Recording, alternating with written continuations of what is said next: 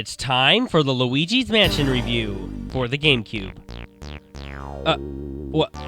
Now wait a minute, wasn't this review supposed to be Mario Strikers Charged by Metal Luigi 2487? Yep, it sure was. And I'm very sorry to Metal Luigi 2487 and to the rest of you, but I just can't get a hold of it right now. I'm not going to be able to review it for a while, but rest assured, I'll probably be able to review it before Christmas. So anyway, back to Luigi's Mansion. This game was a launch title when the GameCube first came out. The story's about Luigi, not Mario this time, how he has won a mansion from a contest he didn't even enter. Luigi travels to the mansion in search of Mario, who went to the mansion earlier but has now gone missing. As Luigi starts to search through the mansion, he meets Professor E. Gadd. To help Luigi find Mario, Professor Gadd gives Luigi one of his inventions, the Poltergeist 3000. This is a special kind of vacuum that can suck up ghosts. He also gives Luigi the Game Boy Horror, a device that lets you communicate with Professor Gadd, and it also acts as your map and item list. So with the vacuum and Game Boy Horror equipped, Luigi heads off to the mansion. While searching through the mansion, you will come across many ghosts that you have to suck up with your Poltergeist 3000. To do this, you have to quickly shine your flashlight on the ghost, then quickly start sucking it up with the P3000.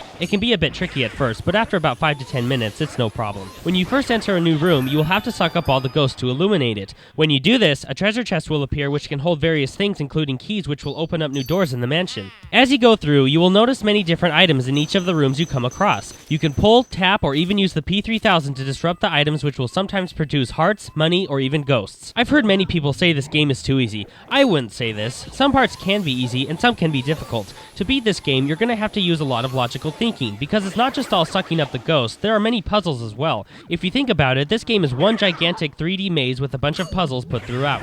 The graphics are good. This was a launch title for the GameCube, so I wasn't expecting the graphics to dazzle me with anything special. Since it's a Mario, or in this case Luigi game, the graphics have that cartoony look to it, which I enjoy. The controls are very good. You hold down the R button to vacuum up items and ghosts, and hold down the B button to shut off your flashlight, then release it to bring it back on again. You move Luigi with the analog stick, of course, but to move the vacuum nozzle or your flashlight, you will use the C stick. Now moving the vacuum or flashlight up and down was no problem, but moving them left to right was tricky, for me. This was one of those issues that you normally have in a first-person shooter. You know, where you can have the controls on regular or inverted. I didn't like that you couldn't change it, but it wasn't a big deal. You can change the movement controls, which causes Luigi to walk sideways, and to rotate him, use the C-stick. I didn't like this, so I left it on its default. As you go through, you will receive upgrades to your vacuum. Upgrades like shooting out fire or water. These elemental upgrades can damage ghosts instead of sucking them into the vacuum, but they are used more to solve puzzles throughout the mansion. You can use these upgrades by pressing the L button. To get through the mansion, you need to capture certain ghosts. These ghosts were presumably the previous attendants of the mansion. To capture them, you will have to interact with them in a specific way, because as soon as you look at them, they will disappear. To figure out what to do, you can use your Game Boy Horror to look at the ghost.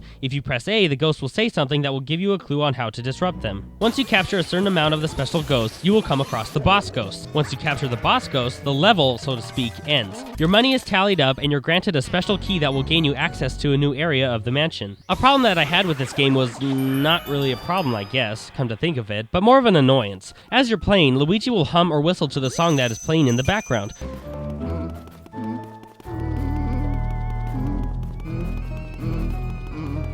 I thought that this was pretty cool in the beginning, but since the song repeats over and over and over again, they both become annoying. It's not a huge issue, but it can get on your nerves. Luigi's Mansion is a very good game. Good graphics, very good controls, fun, interesting gameplay, and since Luigi is the star of the game, how could you not like it? The only downsides that I found were that 1, the turning controls could be a bit tricky at times, for me. They may not be for some people. And 2, the music keeps repeating itself over and over, and since Luigi likes to hum and whistle to the song, it makes it more annoying over time. But overall, it's still a fun and unique game, and I'd recommend it to anyone. Good job, Squeegee, you did very well. This game gets a 4 out of 5 with the title of awesome.